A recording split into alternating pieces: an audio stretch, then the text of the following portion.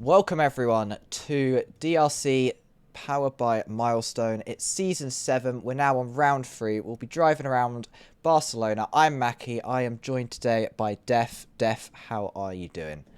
I'm good. You've taken my intro role, but that was good. That was a very good intro. But yeah, here we are around Spain, the Circuit de Catalunya, in Catalonia. Um, but yeah, Spain has been not everyone's favorite circuit in recent years, but with the change to the final corner, removal of the final chicane allows drivers to follow a lot better around this track. And with the added bonus of slipstream in this game, we're in for an exciting Spanish Grand Prix, I hope. Absolutely. I mean, that final chicane was just probably one of my least favourite sets of corners on the entire calendar. It made Spain just worse. It did. The track has a flow to it, and that final chicane just absolutely just destroyed any flow that existed on the circuit. So here we are. This is qualifying. We have a full qualifier session today as we have all 20 drivers. Wow. Or we do have 20 drivers. There's a couple of reserves in there. So we are going to do full qualifying, 3 sessions starting on Q1. Our bottom 5 will be eliminated, and then Q2, the next 5 will be eliminated, and then we'll go to a top 10 shootout over the course of 12 minutes in Q3. Def, I'm very excited for this. Yeah, and obviously the person that sets the fastest time in Q3 will start on pole position. That's a good thing to point out. It is a good thing to point out. I've just completely forgotten to put an overlay on, so That's fine. You can deal with that right now. I'll keep talking. So 20 drivers here today, and didn't we have a race in Bahrain last time out? It was our first sprint weekend as well, and we actually had the winner, who was Jacob. I Yes, Jacob won last weekend. I remember. I was there. I think. I think Jacob won. Jacob won last weekend. I'm pretty sure. Hang on, I'll just quickly check the results. No, Jacob didn't win. Didn't he? I honestly, you're the co-commentator today. You've got to know this. Oh no, Mizzy won. I thought Mizzy had a time penalty. Uh, who knows? Anyway, he someone won did last say in weekend. the interview that he planned to get one of them removed because it was Oh, dodgy. yeah, there's 8/10 now. So yeah, Yeah. Mizzy won from Jacob from Igor. That was your top 3 at the end of the There we race. go. After appeals and penalties are all sorted, but we are here. First one out on track is Wilton. Appears to be the only one out on track. 2 minutes into the session. I wonder why no one else seems to want to go out right now. It's a very dusty circuit. Obviously, we don't. It is a built-in circuit. It's not a street track, but I don't think a lot of other. Well, a lot of testing happens here. Obviously, Formula One teams test a lot around this circuit. They're used to this track a lot, even with the new corner, which isn't really new. It was used back in the day. I think the last race to use it, knowledge well and truly in hand here, was around 2006, I think, was the last time that they used that flat-out corner, and they went to the wibbly-wobbly chicane that no one enjoyed. And recently, they brought it back because of how much downforce the cars have now, and because, you know, they said it was a safety risk, but it really wasn't. It wasn't really much of a problem. Safety's so well improved nowadays that that shouldn't be a problem, that final chicane. That final corner is basically nothing to these drivers anymore. But yeah, Wilton is on a lap here on a bit of mediums. I imagine he's just testing the car, testing the surroundings, or maybe he's trying to go into Q2 into on mediums, which is a possible strategy. It is very much a possible strategy, saving an extra set of softs, because of course they do definitely need to worry about tyre consumption in these qualifying sessions, especially with the 50% race coming up afterwards. Thankfully, they don't have to worry about the sprint format this weekend, and we don't need to worry about that annoying little break that we had going on last weekend. Nearly lost my mind in that break. I can confirm that did happen. And that's going to be Wilton going across the line, setting a 1:12.5 immediately off the bat. I don't follow the circuit too much, so I'm not sure if that's actually a good time or not. But well, obviously times have changed a lot due to the changing of the final corner. I think they're about 5 seconds faster than previous lap times around here, or at least 3 seconds faster. 2 DRS zones as well, one down the long back straight, one in the second sector, and 2 detection zones as well. It is, as you said, it's a very nice flowing circuit now, with the fact that this game is just so heavy on the basically keeping your cars to the ground. These ground effect cars are insanely grippy and sticky to the ground, but you can sort of keep it around here. And you do say that as Raymond does lose the rear end just a little bit, has recovered, but this isn't, I don't think, going to be a very competitive lap time set here, as we do go around the final set of corners, which just flows so much nicer, just takes so much more speed onto the main straight. And with that DRS wide open, it's going to be a 1:13.1. Most of that time lost to Wilton was due to the little back end slip that happened midway through the lap. Yeah, tyre wear is also an issue around here. You're going to get your tyres, obviously it's a very hot circuit, very hot country, Barcelona. Actually very hot in real life at the moment. It's about 40 degrees over there due to the heat wave in the country. So, you know, your tyres are going to wear out very quickly around here. It'll be very interesting to see if Ramon goes for a second lap around here. He's kind of matched his first sector time, so I wouldn't put it past him if he's pushing again, but he does have that flashing light on, so I assume he's going to be boxing this lap. But yeah, as you said, not a lot of people coming out for their laps, but it's early on in the session. People not wanting to set a banker lap. Obviously, there's no, like in real life, there's no worries about red flags or anything that could ruin people's lap times. So people just taking their time in this session. Absolutely, just taking their time, not using more tyres than they need to, and just making sure they don't then make a mistake that causes them to retire and not be able to take part in Q2 and Q3, because we have a very, very competitive grid this season, and it'd be very unfortunate to see one of them go, any of them go out in Q1. But of course, we do have to lose 5. Yep, we do. Unfortunately, we have seen some surprises already this season in terms of people getting knocked out early on in Australia. Remember, I think one of the Alpines got knocked out very early on. I think that was Ollie, who's back on the grid this afternoon. Matthias is about to go for a flying lap here. Should we keep on board with it? I'll take us through the lap. Indeed. So down the back straight now, DRS wide open for one of the longest straights on the calendar.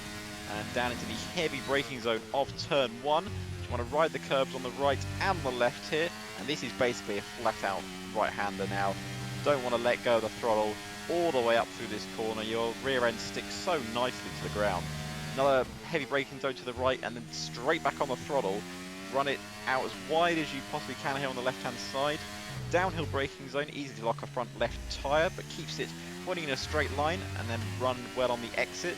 Now through the tight, twisty nature of this middle sector, left-hander into a right. You can ride that sausage curve on the right-hand side. Now, shouldn't be lifting through this corner. Sounded like a little bit of a lift for me, but he's back on the push, down the back straight, DRS open again, into one of the resurfaced corners. Left-hander here. Used to be a 90-degree corner, but it's now sort of a sweeping left-hander, into a sweeping right-hander. And now to the fabulous final corner as he keeps it flat to the right hand here. Can he keep it flat to the floor? He does lift off slightly mid-corner, but that looked good from Matthias. Crosses the line, puts him second fastest, 1:12.757. Looked good, that AlphaTauri through that final corner.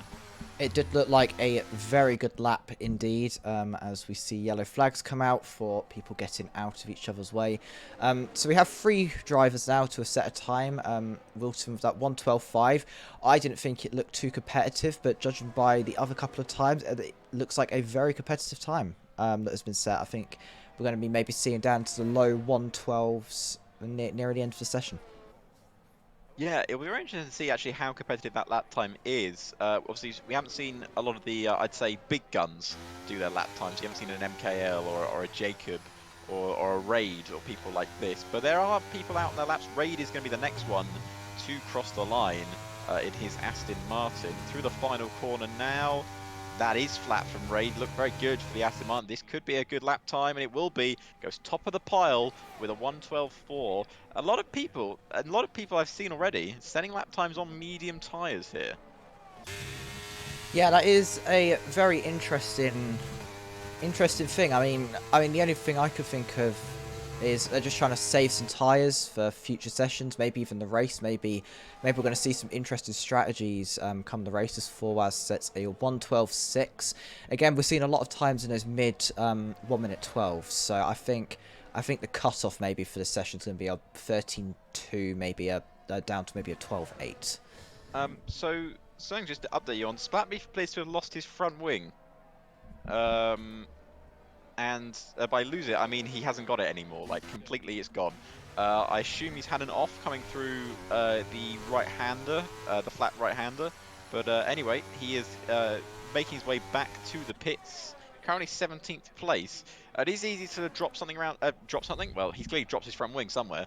But I'm sure the marshal would have cleared that up. But it's easy to drop a rear end around here. The wind can really pick up around this circuit. We saw in 2021, Carlos Sainz and Max Verstappen both dropping the cars just due to the gust of wind that blew them out of the way. Yeah, absolutely. I mean, I think I that's one incident I actually remember from Spain. Probably one of the most. I mean, I think the most memorable moment from Spain. I hope I haven't messed up the circuit, but the 2 Mercedes coming together in like 2016 or whenever it was. Correct. That was probably one of the most memorable moments to ever happen in Spain because of just how bizarre it was. And he went on to have Max Verstappen's first Grand Prix victory. Which, when we look back at it, that was sort of the beginning of the end for Formula One. Yeah, no, so he picked up his first Grand Prix victory at the age of, I think he was like 18 years old or something, because Helmut Marko put him in an F1 car at like 16. Which isn't allowed anymore, unfortunately, because apparently having a 16-year-old in control of an F1 car is a bad idea. But a lot of people getting out of the way here. We are seeing more competitive lap times being set on the soft tyre, but I wouldn't say overly faster than everyone else. So Lacton with a 12 dead pretty much, and Igor with a 12.1, RD Gamer with a 12.3. The Williams looked very competitive last weekend in Bahrain. They did indeed, and once again, we're seeing that competitiveness come out as they are both within the top 5 of the timing sheets. Yes, that is a very impressive outgoing for them at the moment. Now, Ollie is back from his little break. He didn't race last weekend. It was Scrub who filled in for him. Now, if you remember what happened to Ollie in the first race weekend, he had quite an interesting race, which ended on the final corner of the final lap in Australia. He'll be looking to make a mark here, but can only go 15th on those set of medium tyres. Well, now that is a surprise. And Kimirai going 4th with a 1:12.1. We've now started to see a lot of times on those softs in those low 1:12s, which I think is where everyone should be aiming for, just to make sure they're absolutely safe in this session. But both McLarens there and both Williams and even the Alfa Romeos, they're having a great qualifying one so far. Yeah, Q1 is looking good for them as Blackbeef has managed to get himself back into the game. So people that haven't set lap times yet, Jacob is in the pits right now, hasn't set a lap time. Did come out on a set of mediums, but I think boxed for a set of soft tyres. So he's leave it to last minute for Jacob and Aston Martin. Valid is currently on his flying lap.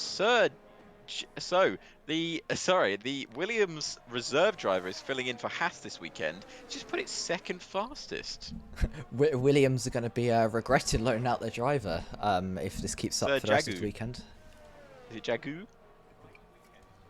I'm assuming so. I mean, also, that's only 1,000th off what MKL was able to set as well. Very, very That's fast. very fast indeed. Keep an eye on him this weekend. Unless that was the miracle of miracle laps. But to be 1/10 off of MKL, very impressive. So Valid is about to finish his lap time. He wants to put a Valid lap on the board. I'm going to use that joke so many times. He goes 6th fastest there with a 1:12.2. Again, very competitive grid. The grid separated by a few tenths of a second The between 14th and there is first. there is less than a second separating between whether you're knocked out or not knocked out. Well. We told you it was competitive grid, and we weren't lying at all. So Ramon will need to put another lap on the board here. Currently 17th fastest. It's not been the best start for Red Bull this season. They had a terrible race out in Bahrain, which I don't think either of their drivers ended up scoring points. So they're going to need a better showing here. As we said before, they've always done quite well at Spain. Max Verstappen with a few victories around the Spanish Grand Prix circuit. So they'll be looking to pick up another one here. I believe Sebastian Vettel's probably won around here as well. Multiple times, I would have to Multiple assume. times, I would imagine, yeah. And But Hamilton's won here many times as well. yes, I know not with Red Bull, but yes, Fernando Alonso, last race win was around this circuit. last race win was a home win. That's Yes. Do you know what year that was? I honestly, it's got to be quite a while ago now. Do you want to take a guess? Take a guess. I don't know if I want to take a guess. It's got to be at least like 7 years. 7 years. So what year is it now? 23. So. Okay. So Fernando Alonso's last race victory was the Spanish Grand Prix in 2013. 10 years. For Ferrari, yes. It was Ferrari's last win that season in 2013. And it was Ferrari's last win until Sebastian Vettel won the Malaysian Grand Prix in 2015. Wow. That is that's quite the period of time. Let's Yes. let's just say that. Because it was during the basically 2013 was the Mercedes dominant. 2013 was the Red Bull dominant era. Currently, we're living in Jacob's dominant era as he puts it on pole. Well, the fastest lap we've seen so far, a 1:11.9. The first driver into the 1:11s. Indeed, I didn't think it would take long to see the 1:11s. I don't know. I don't know if I expected to see it in Q1. I definitely expected to see the very low 1:12s that we see from MKL and Jagu.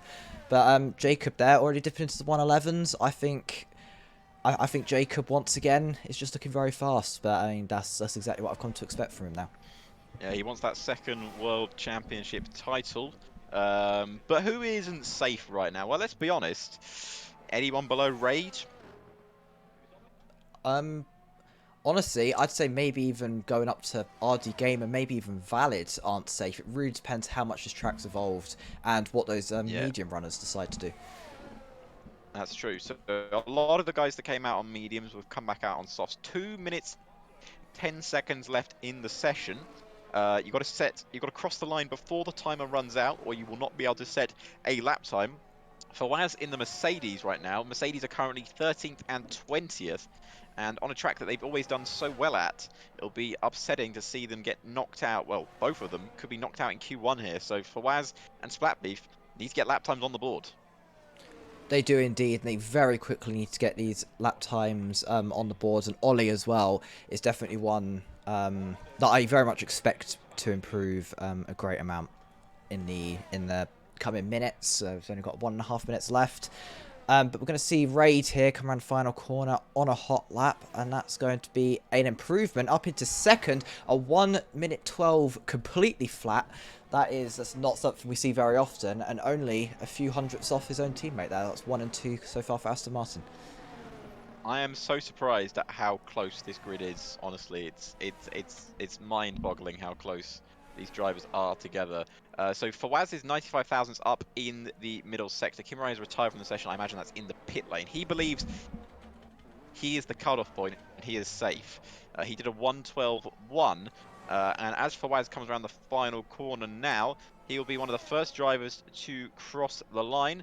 Fawaz to the final corner, crosses the line now, doesn't improve his lap time, stays 15th fastest. Now he could be in danger as he is right on the cusp of being knocked out here. Ollie is on a flying lap as well, and so is Ramon. There's a bit of traffic in the final sector, as there always is around this this Spanish Grand Prix circuit, no matter what the track layout is. RD Gamer has invalidated his lap time as well, which means he is going to be 11th because he won't make it to the line again.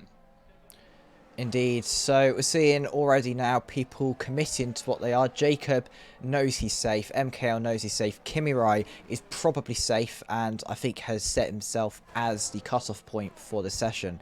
But we're seeing a lot of drivers now, just the last one there, Raymond, going past the start their flying lap, and everyone who crosses the line now will be finishing their session. The first one will be Tudor Master, who enters the pit lane, and that's going to be followed by, is that Valles, who just came into the pit? No, sorry, the other Alpha Tower who just came into the pit lane. That'd be Matthias that just came in, and we're seeing improvement there. RZ Gamer doesn't improve, will finish in 11th.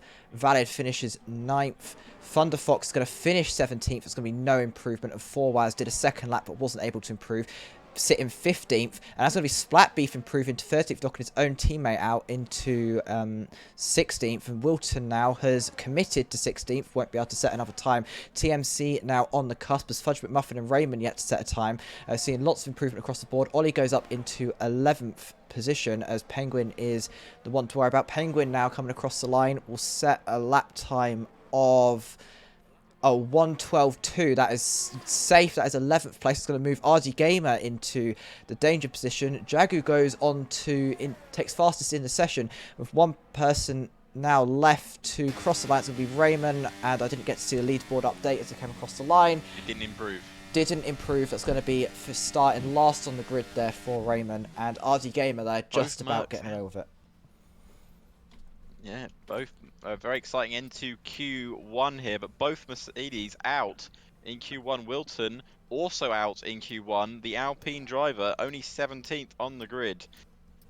Splat Beef missed out on a Q2 spot by about 10th of a second. For Waz a bit further back in 18th, and then Thunderfox also out in 19th. RD Gamer slips through by the skin of his teeth, but the man who set the pace right at the end of that session was the Williams reserve driver, Sir Jagu, who did a 1:11.847 just in front of Fudge McMuffin, who did a 1:11.949. And of course, your third driver there to go into the 1:11s in Q1 was Jacob, 1:11.958. We're seeing some very, very close times in this session, especially as you go further and further down the grid. Too close. Too close indeed. I wouldn't want to be one of those drivers. Where's my 8/10 to Max Verstappen gap that I'm so used to? Different. That was the most disappointing thing in Yeah. qualifying. I watched it in qualifying, and we were watching it in the in one of the Discords, and we were like, "Oh, Oscar Piastri's on pole," and then 8/10. Just a Red Bull dominant, or sorry, the Max Verstappen dominance, I should say. So. Yeah, it's not Red Bull because Perez would be up with him, but you know, it's not for everyone, this dominance. So we're now in Q2. Timer has started. The track is green. About 30 seconds in to see our first drivers. Huh? What happens in Q2? Explain what happens in Q2. What happens in Q2? Well, in Q2, we unfortunately have to say goodbye to another 5 drivers. We've got 15 drivers after 5 were knocked out in Q1. And we're going to see the top 10 go through to Q3. So it's all to play for here if you want a chance to start in the top 10. And of course, in previous seasons, it doesn't take effect anymore, but in previous seasons, the tyre you set your lap time on in Q2 was the tyre you started the race on if you finished in the top, if you qualified in the top 10. But they changed that rule because no one liked that rule. It was a bit of a stupid rule. It brought some interesting strategy, but it made the racing more boring. Yeah, it did. But it turns out the racing's boring anyway nowadays. So, you know, hey, the qualifying is actually better than the racing is. Yeah, so let's have a look at what people are going to be going through. So obviously both Ferraris into Q2 here, both Williams, both Astons, both Alfa Romeos, both McLarens, and then and both Alfa Tauris. But the individuals, we've got one Haas and we have one Alpine left in the session and one Red Bull in TMC. So Ollie, TMC, and who else did I say? Jagu. Jagu, the only guys without a teammate in this session, because of course both Mercs were knocked out in Q1. Ollie is currently going for his push lap here, so he is made up for his Q1 exit in Australia by making sure that his teammate got knocked out in Q1 this year. Where do you think Ollie will be looking to qualify? Ollie, He want to get into Q3, won't he? Ollie, I think easily has the capability of getting into Q3 and probably qualifying in the top 5 potentially.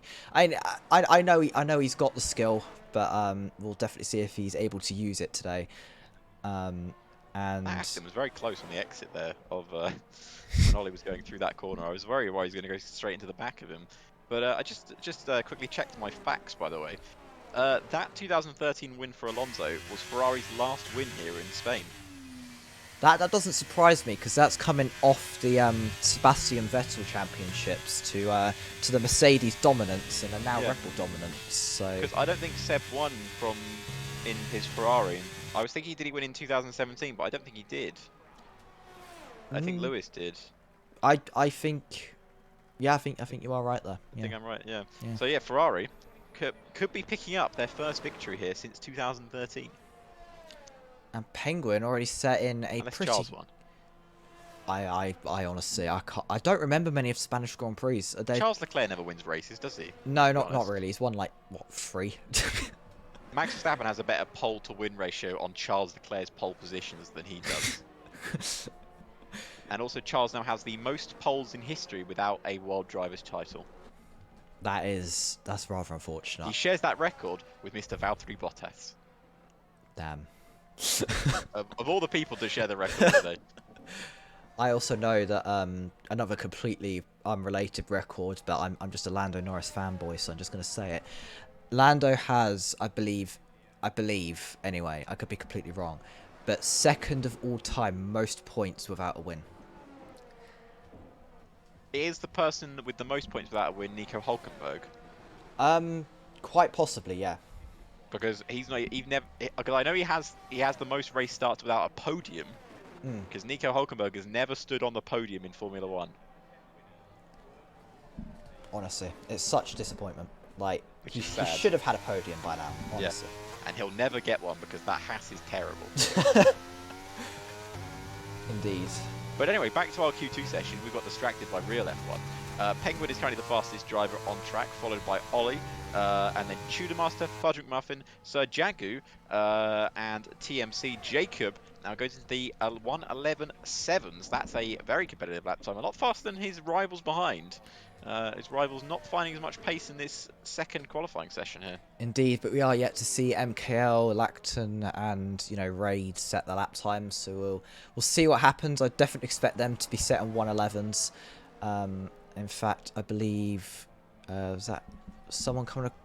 No one's going across the line right now. That's it's Igor's about to cross the line. Igor's about to cross the line. We'll see what he's able to do with the DRS wide open. That's going to be straight into second for 1:11.99. And Lockton will follow him there. What can Lockton do in the Williams? He does a 1:11.7. Once again, Williams looking good here. Ardy Gamer will be next across the line. Must say, I've seen such an improvement from Ardy Gamer in recent months. He looking really good. He looked really good in Bahrain, and he just goes 4th fastest there. Indeed, that is, I mean, exactly what he's going to want to be seeing is exactly that, as Raid comes across the line and will start his first outlap here in Q2. As we see once again people getting out of each other's way, causing the yellow flags. But I believe we have is that MKL on a hot pushing, lap? Yes. So MKL's on a hot lap. It looked like a purple sector 2 potentially. And I see him go through his final sector. I still almost feel like they're going to try and take that chicane just because I'm so used to it being there. But obviously it's not there, and that's going to be second by 5 thousandths of a second for 1:11.7. Almost the same as Lacton there. Yeah, almost the same as Lacton. That was an incredible push lap right there at the end. Kimrai goes 8th fastest, so that is into the top 10 for Kimrai. Valid is currently pushing on his lap. Raid is currently on his lap in the Aston Martin. Aston Martin, of course, never won here in Formula One. And I don't think they ever, because they've obviously been a lot of teams. Aston Martin, they were Racing Point, and then they were Force India. They were Jordan back in the day, if you want to go as far back as that. Radio's fourth fastest there. He's just behind his teammate, so it's an all Aston Martin second row at the moment. Well, it is only Q2, so... But it is only Q2, so no one get excited yet. Everyone calm down. So let's have a look. So, gee, let's be honest, when was the last time you saw a Williams driver win the Spanish Grand Prix? Or Williams win the Spanish Grand Prix? Williams win a race, full stop. Well, I can tell you exactly the last time. Of course, you've got the stats to hand. Let's the last winner for Williams and the last winner of the Spanish Grand Prix for them was Pastor Maldonado in 2012. 2012. Where Pastor Maldonado beat Fernando Alonso to the first and only Grand Prix victory of his career, the first for a Venezuelan driver, and he never stood on the podium again. We have Penguin basically in a wall. Yes, he is. Just like Pastor Maldonado did for most of the rest of that season.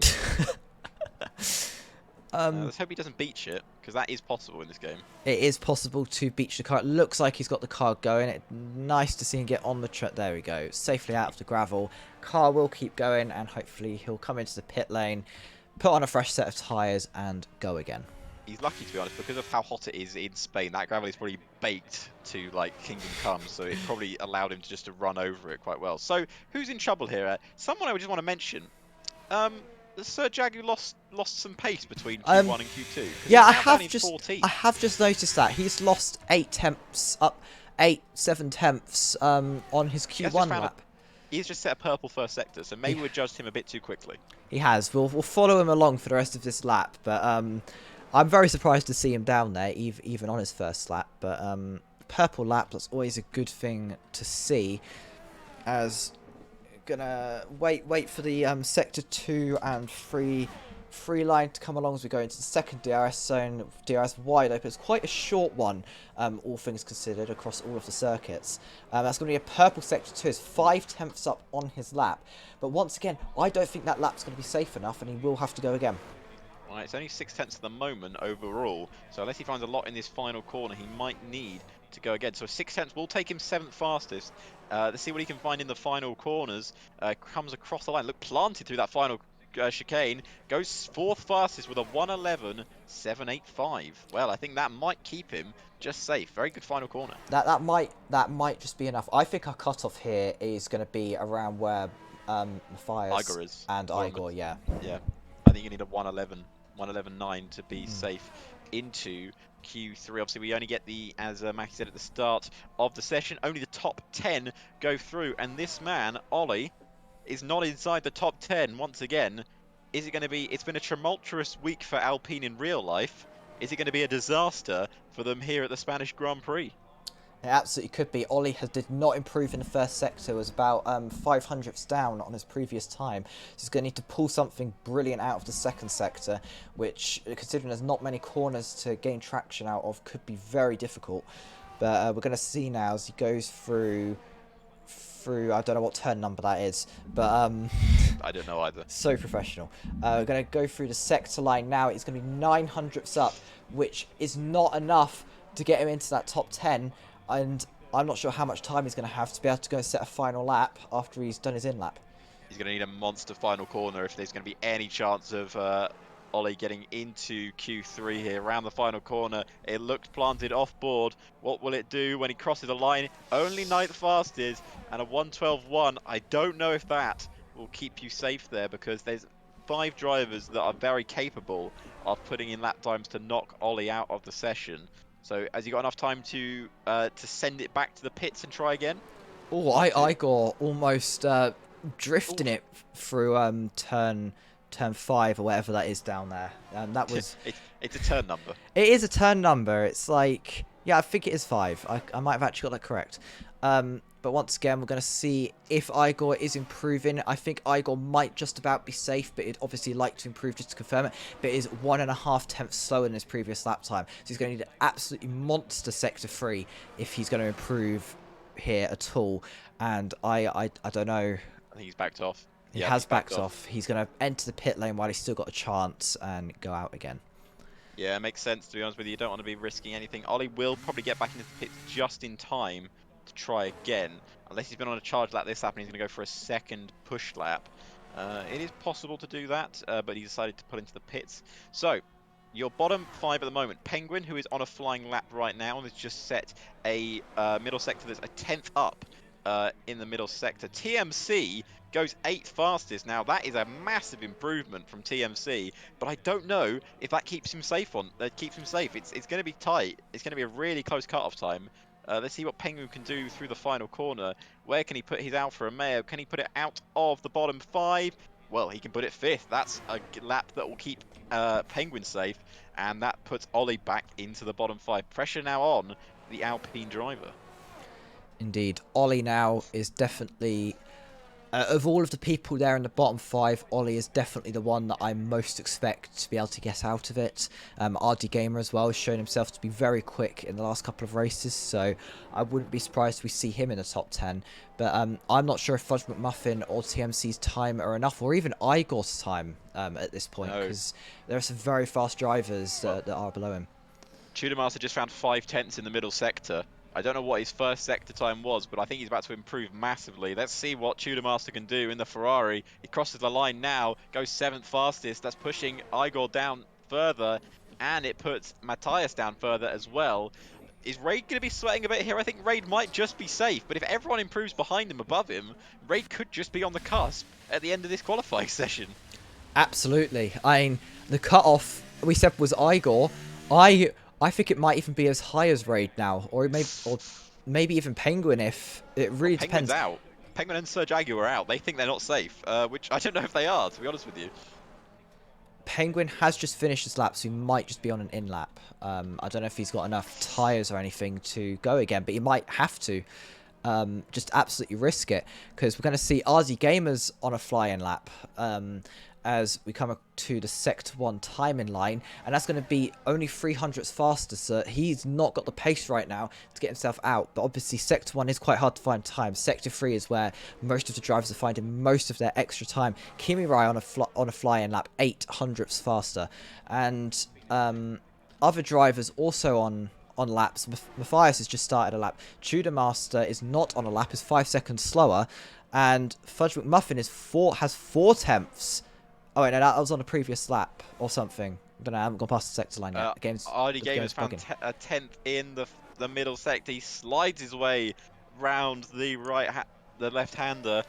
Can RD Gamer find enough to join his teammate, who's currently fastest in this session, into the next session? Valid can't improve his time. He stays 15th fastest. RD Gamer around the final corner now. He's going to need a 1:11 to get into the session. Can't improve his lap time. Stays 13th fastest and out of Q2. So out of Q2, can Kimirai get himself into the top 10? Crosses the line, goes 7th fastest. That puts TMC down into the bottom 5 and pushes Igor right on the elimination line. TMC crosses the line. He goes 9th fastest. Igor down into 11th. And Matthias also just on the limit. Ollie down further as well. This is going to be tight as Fudge now comes around the final corner to see if he can improve his lap time. Fudge crosses the line now, goes 2nd fastest. Matthias goes on to the fast lap time. Kimirai could be in trouble as well. TMC out of the session. Igor out. He does the same lap time as Tudor Master and gets knocked out because he set his lap time 2nd. That is... Igor out of the session is quite possibly the biggest shock that we've seen. I was fully expecting Igor to be absolutely safe there. But we're going to see now the 5 that have just been eliminated from that session: Tudor Master, Igor, TMC, RD Gamer, and Valid. RD Gamer and Igor there. I wasn't expecting to see them go out, and Ollie did manage to. What is this gap? Look at 10th to 1st. Absolutely nothing. We have separating the entire grid, all of 6 tenths, and the top 10 were separated by 216 thousandths per second. That is the top 6 are separated by 82 thousandths of a second. Okay, well, yeah. So Tudor Master didn't match Kimurai's lap. Kimurai very lucky to make it through there by about 10 thousandths of a second. But Igor and Tudor Master set the exact same lap time, And also, I'd which like to mention, means Lacton and Jagu set the exact same lap time as well. well, we're into Q3 here. Now I've got another fact for you actually. It wasn't at Spain, but this is a very interesting fact. Do you know there was one time in Formula One where 3 drivers set the exact same pole position lap time?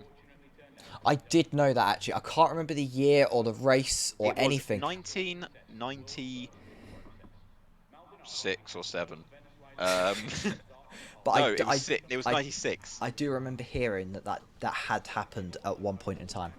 I can't remember exactly where it was. I think it was.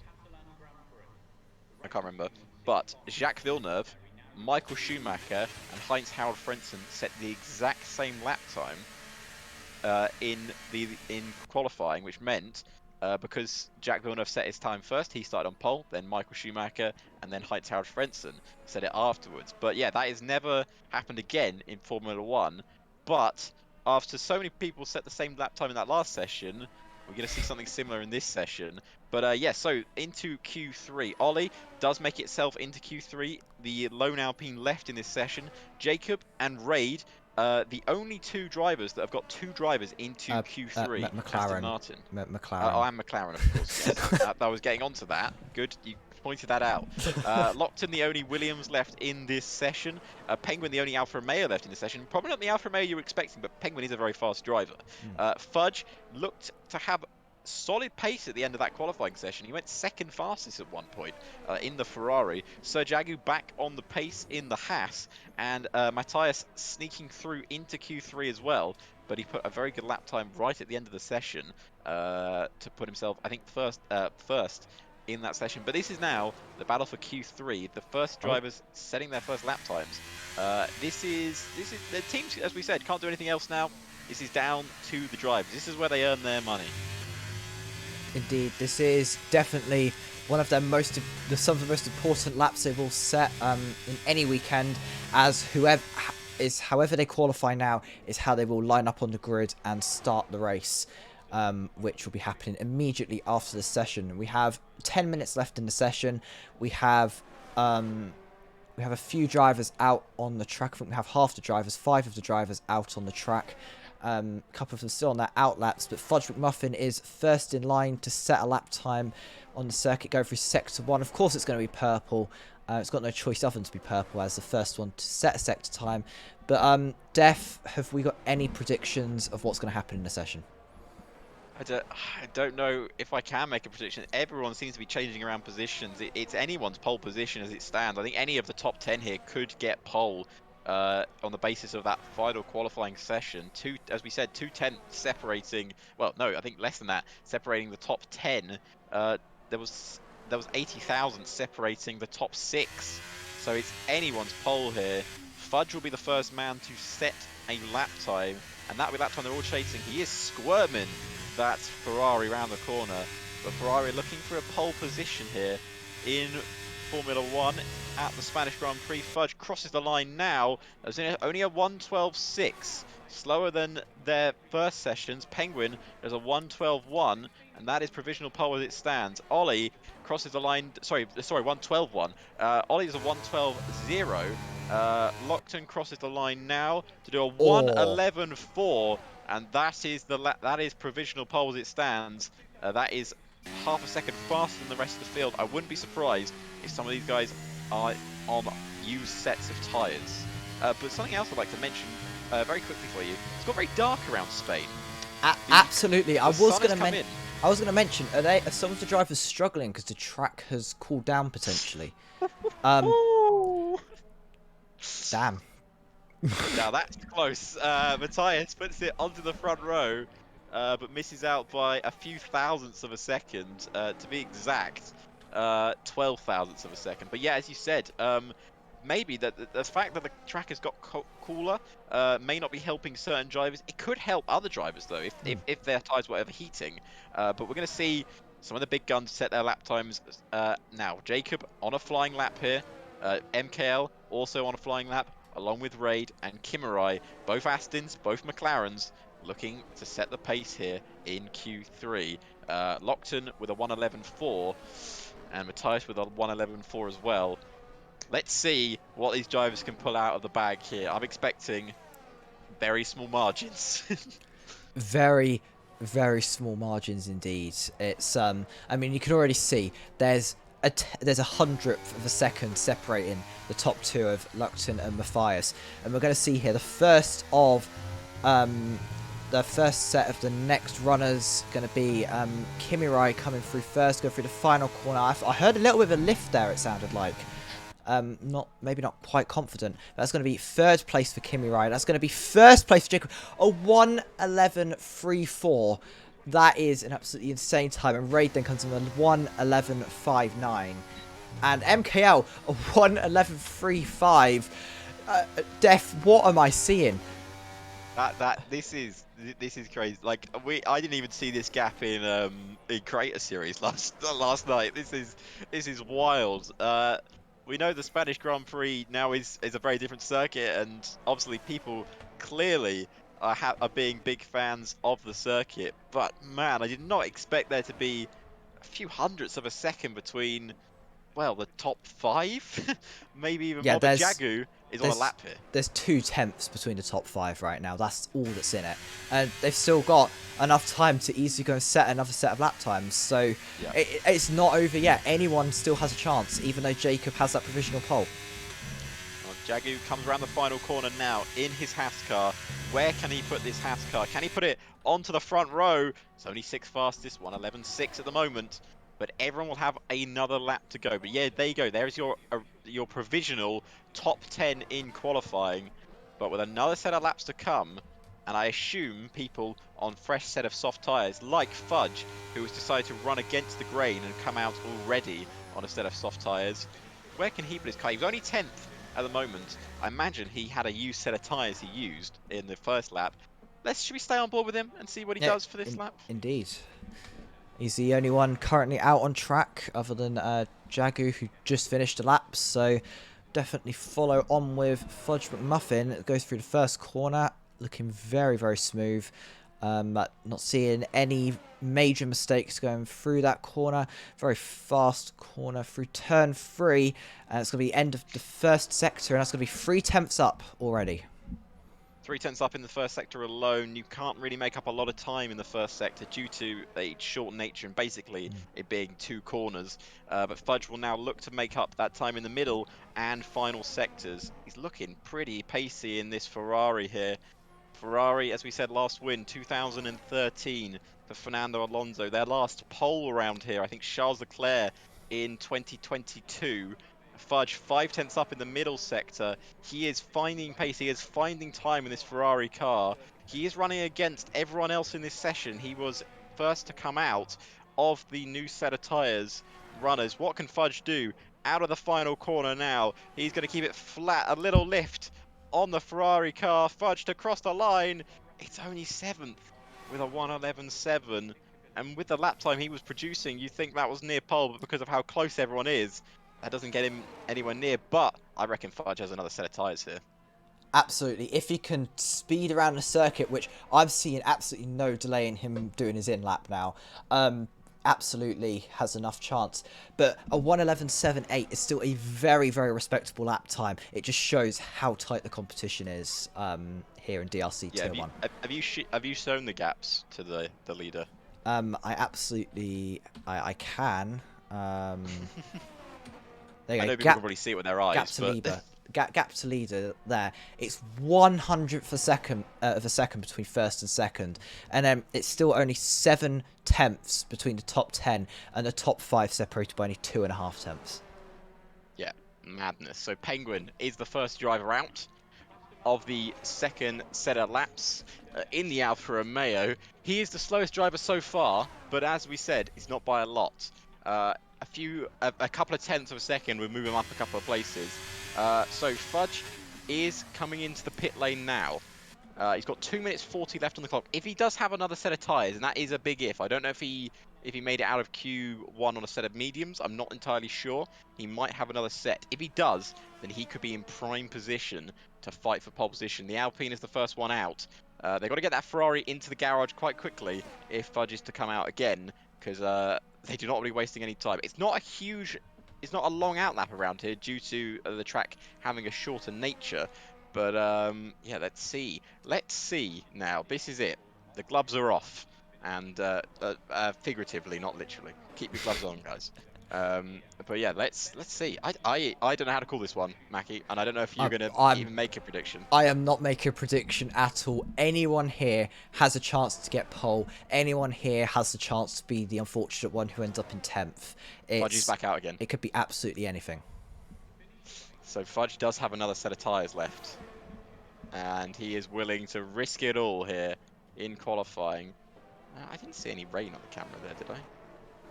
Don't tell me there's rain. There's no rain. I can't deal with that.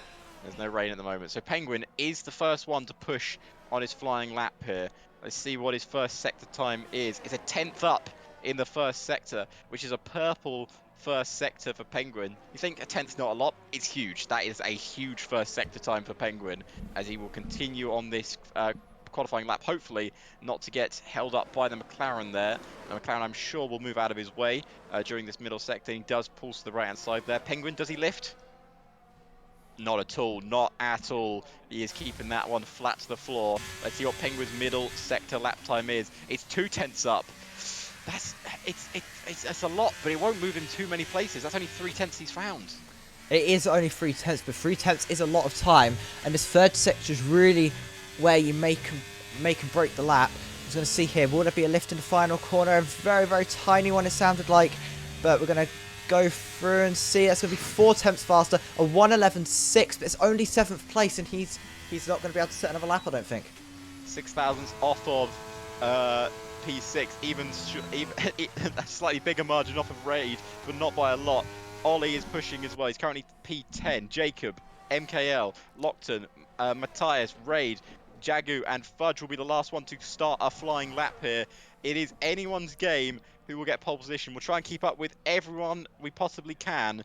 Penguin is the only one who can't do another lap time because he does not have enough fuel to do so. The first of the front runners here to cross the line will be Raid. He's 5 thousandths down in the middle sector. Can he find something in this final corner here?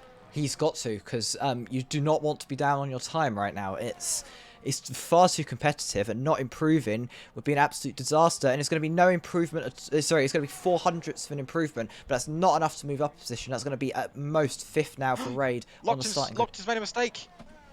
Locked has made a huge mistake, and I think that might cost him in qualifying here. Ollie manages to go 8th place, and Lacton completely messes up his final lap. That's going to be maximum of 3rd as Jacob comes across the line. So it's a 1:11.2 provisional pole there for Jacob. MKL comes across the line. It's only going to be 2nd, a 1, and does not improve at all on that lap time. So it's going to be Jacob on provisional pole. Matthias, the next one to come across the line. That's going to be a 1:11.3, very close to MKL's time. Jagu goes up into 4th position. It's going to be Jacob and Matthias on the front row. MKL 3rd, Fudge McMuffin 4th, Sir Jagu 5th, Lacton 6th, Raid 7th, Penguin 8th, Ollie 9th, and Kimi Rai rounding out your top 10. Locton will be ruling that mistake. Just coming out of the right-hander before the final corner, he just lost the rear end and spun it. He was a couple of tenths up on his lap as well. That might have been enough. But there you go. There is your qualifying over. Jacob on pole position, and Matthias in the AlphaTauri lines up alongside him here. Now that is an exciting front row. But goodness me, let's have a look at that gap between 5/10 separate the top 10.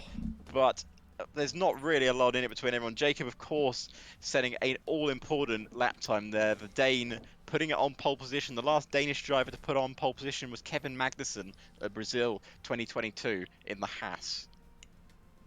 Indeed, I will trust your statistics there. Please, I'm not wrong. I believe you. It's fine.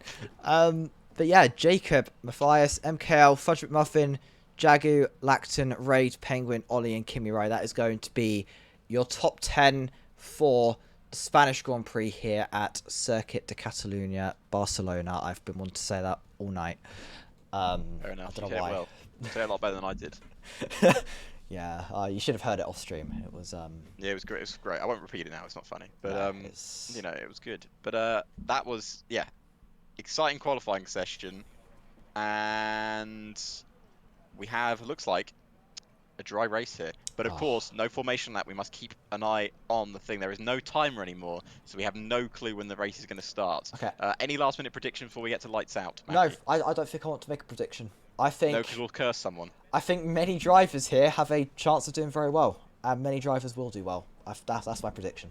Well, it's a long run down into the first braking zone. One of those tracks that maybe starting third is the best choice because you're going to get one hell of a slipstream down into the first corner. Jacob will be towing everyone down. He'll need to make sure he gets a good start here. And with Matthias on your inside, you never know what the start is going to be like. So here we go for the Spanish Grand Prix at the Circuit de Catalunya. Something. Yep, Circuit de Catalunya, Barcelona or something. Barcelona. I've completely forgotten already. It's close. No, Circuit de Barcelona. No, Catalunya. That's the one. Catalunya, Barcelona. But Yeah, anyway. something like that. It's fine. Let's just hope no Spanish people decide to cancel us, because that'd be unfortunate. I'm a Fernando Alonso fan. Don't worry, I'm fine. Good. I'm saved it. Right, So we are going to head for... who's going to do the run into turn one? Who? I'll do the running. You want to do it? Okay. I am the Crofty to your Brundle. Okay. I whispered that. I don't know why. My brain was trying to compute if that sentence even made sense. So. It did. You know. I think. Shush, the race is about to start. Soon, hopefully. Soon, hopefully. We're waiting for players, apparently. There we go. For 5 red lights here at the Spanish Grand Prix. It's lights out. And away we go here at the Spanish Grand Prix. It's a good start from our pole sitter. Matthias looks to cover him off into turn 1 as MKL looks to move into the lead of the race. Matthias, on the other hand, has better ideas. He dives down the inside. He looks to try and get Jacob off the start. Oh, we've got a big spin. Matthias will fight him up the inside, and Matthias takes the lead of the Spanish Grand Prix. Ramon is round in the background. MKL and Jacob hustling for second place at the moment. It's not been the start Jacob would have wanted, but Matthias on those soft tyres worked absolute wonders as he takes the lead of the Spanish Grand Prix.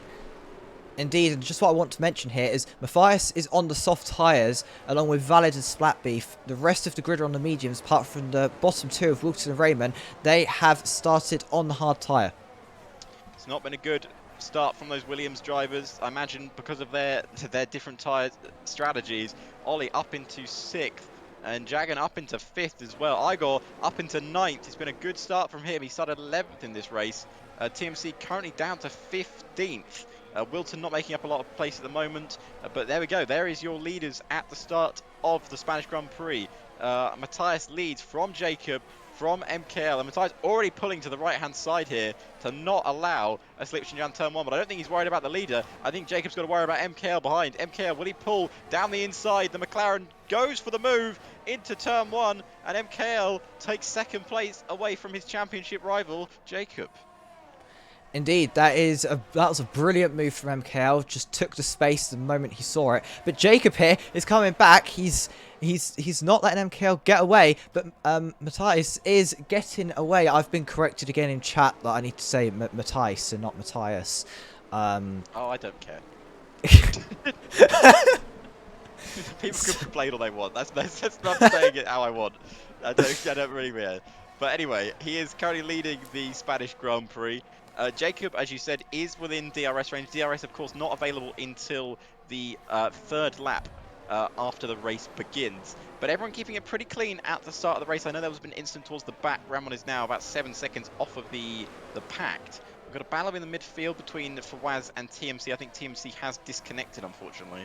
But right now, Matthias is looking pretty good. 1.2 seconds ahead. Raid has made his move past Ollie there. Ollie must have made a mistake through the final corner, unless Raid have made an absolute move. Someone was lagging there from my point of view, so Okay. I'm not entirely sure what just happened. Imagine TMC disconnected and it caused an issue. But Ollie back up into 6th place. Igor battling with Kimurai. This is for 8th at the moment. Igor's had a fantastic start here. I think it proves the pace he would have had if he hadn't got knocked out in that Q2 session. So he's now making his way through the field with anger as our race leader still remains leading the race. 30 laps to go. I'm sure he'll be counting down the lap times, but there's a long, long way to go, especially considering he's starting on those soft tyres. They are a lot better in this game, but it's a dangerous game to play. I should know. I'm a soft tyre user. Yeah, they will wear off very quickly, and we'll have to see if the strategy is going to work. He's MKL's really dipping in and out of that 1 second interval, so we're going to have to see if Matthias is able to pull away enough that he's going to make the strategy work. But yeah, we'll definitely have to see on that one. I really need to think more about where I'm going with what I'm saying. Yes, I think we talked about this last week. Yeah, well, we did talk about this last week. It's just constantly on my mind. It's all I think about. It's fine. That's why you can't think of anything, because you're constantly thinking about what to think about the game. But anyway, Lockton is going up down the inside here of Kimurai in the Williams. That Williams running a lot of straight line speed like it did in real life this afternoon.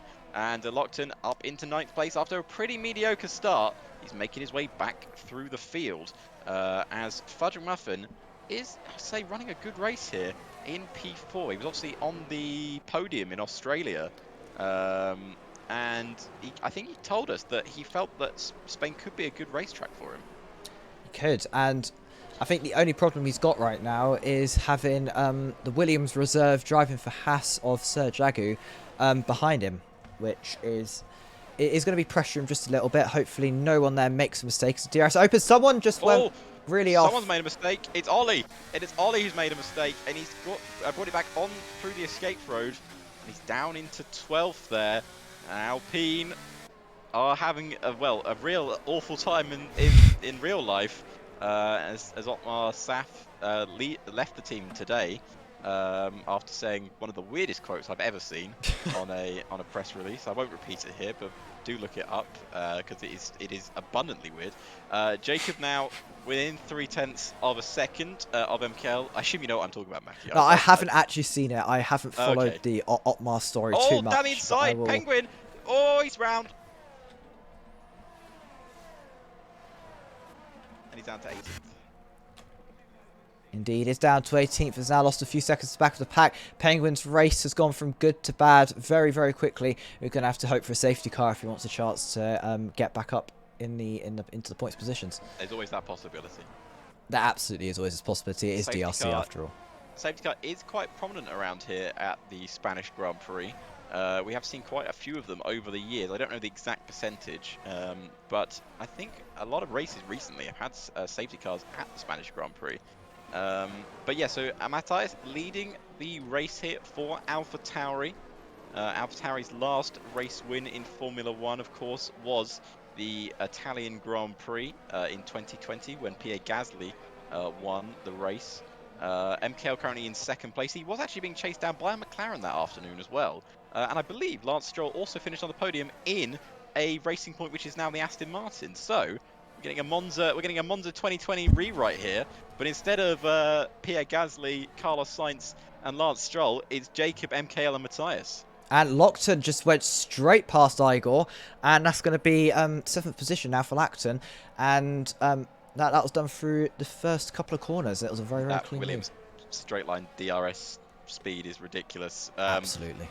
We saw actually in if you watch Spa today how powerful DRS and slipstream is this year in both the game and in real life. Of course, it's more powerful in some cars. I think Matthias' tyres have gone. He's dropped about a second to MKL, and MKL with now within striking distance of the AlphaTauri man. Is he going to have a go here? We know what Matthias is like. He loves a bit of an aggressive defend, but you can defend aggressively. But when you're on dead tyres, it makes a hard job harder. It does. It can be very, very difficult to overtake. He doesn't decide to pull into the pit lane, which surprises me a bit. I would have personally got rid of those tyres by now, but it could also just be a graining phase on the tyres, which of course are very prevalent on this game. But MKL has the DRS wide open. He actually backed off a bit and didn't go past him, then switched to the inside. Tyres squeezed him a little bit, but gave him enough room, and MKL just has to stay behind for a bit longer as we go into...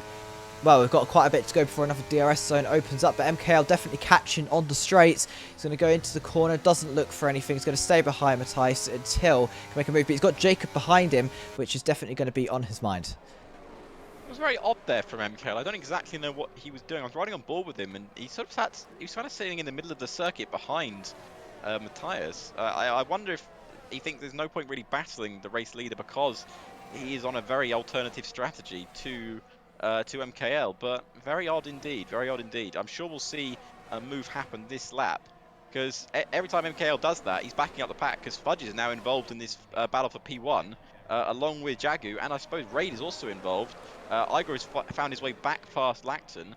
Wilton has found his way past RD Gamer into 14th place. He's making a good recovery drive from the back of the grid. Let's see what MKL does here. Round 2, AlphaTauri versus McLaren.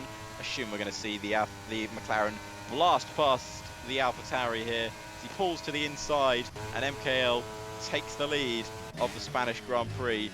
Jacob will be looking to follow suit because he does not want to be held up by Matthias on those soft tyres, as Valid has also lost 2 positions in one corner as Kimrai makes it up into 9th and Ollie makes it up into 10th.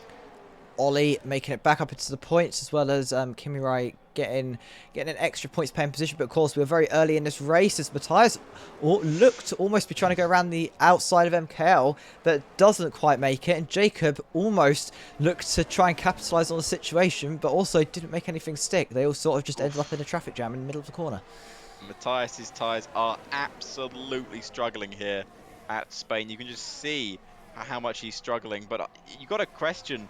The thing is now is MKL doesn't have the DRS advantage that he did when he was behind the AlphaTauri, and clearly whatever graining phase Matthias was going through, he's clearly recovered, and I think that AlphaTauri is running a lot of straight line speed. It's running a very low downforce setup by the looks of it. I imagine we could see the AlphaTauri blast pack past MKL here. It'd be very risky indeed, because technically he's on the older tyre, but it is Matthias, and we know he loves a little scrap, and MKL will pull to the inside line to defend, and Matthias can't find his way through. This is all the time frustrating Jacob as well, as Ollie makes his way past Kimmerai into 9th place. Indeed, that is Ollie started to make up positions, which is going to be good for Alpine, considering they've not had the greatest weekend so far, both in real life and in game. But yeah, this battle has definitely got to be frustrating. The likes of Jacob, Fudge McMuffin, who are just stuck behind MKL and Matthias, who are just having this battle for first. Yeah, very much the battle for first. Technically, this is the battle for first between 6th and first. There's a lot of people involved as Matthias looks to pressurize MKL once again, and he might get a switch back up the inside here. Thought about it, and again, as I said, I think whatever phase that he was going through on those tyres, MKL is now feeling on his mediums. The softs have come back to Matthias here, and he's going to have a go, surely, down into the first corner. He has got so much launch off that final chicane, and I don't think there's anything MKL can do about it, as the AlphaTauri is going to blast back past the McLaren here, or is he? And he does, he pulls in front. Jacob going to try and take advantage of MKL. He thinks better of it and sticks behind him. The mediums are now struggling.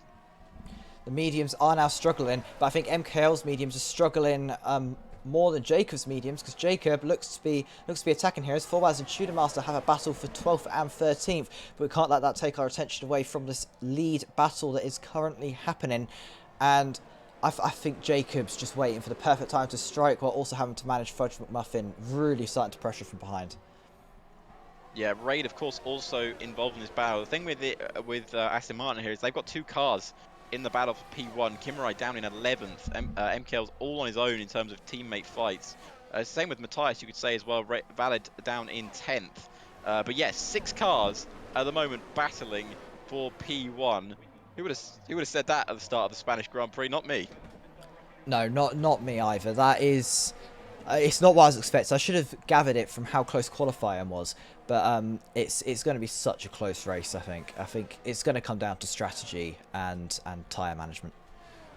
Time management indeed. We're going to have a little slipstream DRS train here down into the first corner. Sir Jagu can't make any moves. Raid can't make any moves. MKL does MKL's though. the one making moves though, and he takes the lead of the race back off of Matthias there. Little DRS train forming. DRS chicken is going to be coming out here soon, and Matthias knows exactly what he's doing, and he'll try and frustrate MKL as much as he possibly can into what could be a race-winning position. Still on those soft tyres. 11 laps now. Everyone is done on their set of mediums and on their set of softs. Let's see where they can take this now. Jacob, I think, is backed off a bit from this lead battle. Not a huge amount, just enough to survey the scene. He doesn't want to get caught up in an incident between these two. He just wants to run his own race. He knows he needs the points due to his first retirement in Australia, and MKL is currently leading, and at the moment would grab 25 points for the World Championship. Indeed, and I mean, all of the drivers here, they're having very good races, especially those in the top 6. I'm very impressed that they're still following this closely, and our tyres haven't completely died yet, which is, I don't think would happen for too long in real life, you know. No. Matthias made a huge mistake, though. He had a massive snap coming out of the corner. He pulls to the inside to cover off Jacob. Jacob's going to go all the way around the outside of the AlphaTauri man. Can he pull it off? It's a dangerous maneuver to pull, and he can't do it. And he's actually going to be now under pressure from Fudge McMuffin behind, as Fudge looks to force his way around the outside, but Fudge has got no ERS left to battle. He can't dive up the inside there. It was a risk from Jacob to go around the outside of that corner. We've never... It's one of those things where you kind of need to be fully ahead of the car in front to even attempt the move. But Jacob gave it a go. We appreciate the attempt, but it didn't work out for him. Doesn't seem he's got any damage from it, though, which is lucky. No damage. It was just, I'd say hard racing. I don't think that will be looked into at all. Even though there was a bit of pushing off the track there, but that's kind of the hard racing I do enjoy watching. And we're going to see this battle is going to continue, but I think the biggest battle right now is Ray's trying to get past Jagu. In fact, no, it almost looked to go going down the inside, but didn't in the end, and will just stay following. Yes, stay following indeed. The interesting one here to look at is the man on the soft tyre, because he is going to be running a completely different race to the guys around on the, say, medium tyres, as Fudge pulls the trigger here and is the first of the top 6 to pit. Now, we know, well, I've worked out the undercut is extremely powerful in this year's game. When I say extremely, I have never seen the undercut fail in this game so far. It is so good. And if Fudge has come out into a bit of clean air, which he will by the looks of it, come out just between the Alfa Romeo and the Red Bull of Penguin and Ramon, or might actually come out just ahead of the Alfa Romeo, and he just comes out just behind him. That might be a bit annoying for him. He can make the time up, and he could jump 5 cars here. He could jump 5 cars here, absolutely. I do want to see who will pit next. Has Fudge McMuffin just triggered the next pit stop window or the first pit stop window? Only time will tell. It looks like both Thunder Fox and Fudge McMuffin are the 2 who have pitted so far in this race.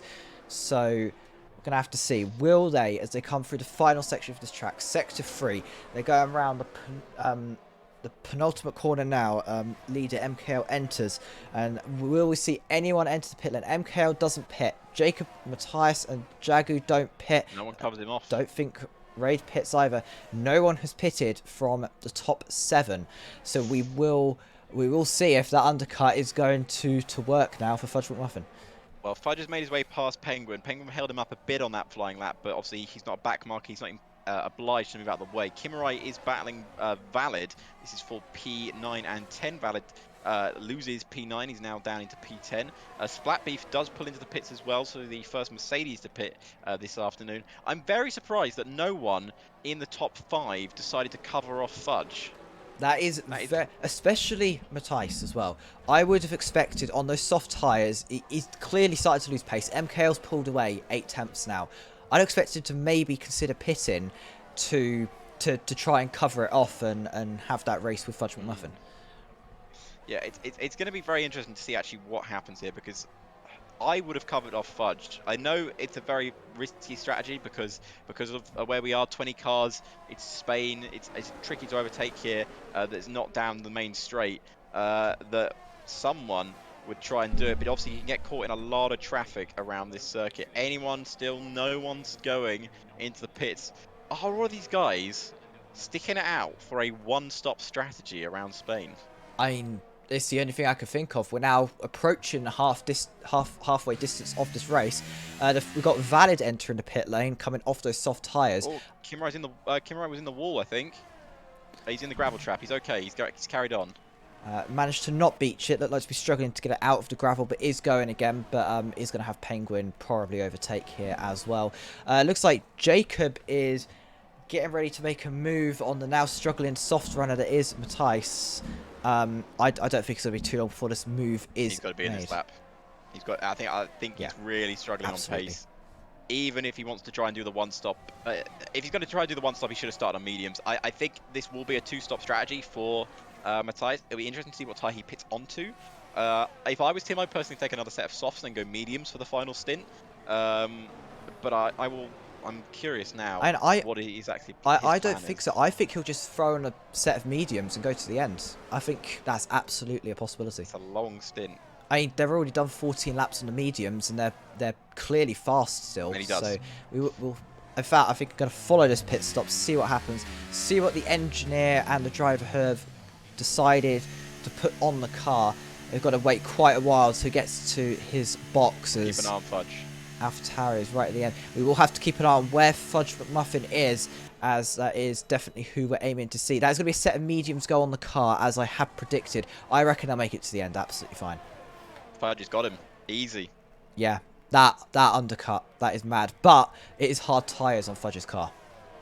Yeah, Fudge is on the hards. He does think those tyres can go to the end. Matthijs will come out into a nice bit of space. But yeah, 3 seconds behind Fudge now, who was, within a tenth of that lot during the thing. But Fudge does have traffic now. He's going to have to make his way through some cars to really make sure this undercut works on the rest of the drivers. He's going to want to at least jump Jacob or Jagu, who he was battling with, to make sure this undercut was successful. Are we going to see anyone else dive into the pits? Because they're going to have to come off Matthijs now as well. They will. I mean, obviously, it is still a different strategy. But I reckon these runners are going to go 2, 3, maybe 4 more laps to throw on a set of softs to make it to the end. Because as we just saw, those softs are clearly capable of going 12, 14 laps and not being undrivable. Fudge McMuffin just went wide there. And yeah, he's trying to get past TMC. He has made the move to stick now. He's behind Wilton at the moment. He'll want to get a few cars in between himself and the AlphaTauri man. I assume Fudge will have an easy overtake here on Wilton. He's actually pulled to the right-hand side before he's even made the final corner, just to prove how easy that overtake will be. He hasn't got a lot of ERS left. I think he's pushed quite a lot to make out this gap. Wilton, I don't think will defend that one too hard as Fudge takes 10th place. Fudge back into the points. Your top 4 staying as they are at the moment. MKL has pulled out a 1.8 second gap to Jacob.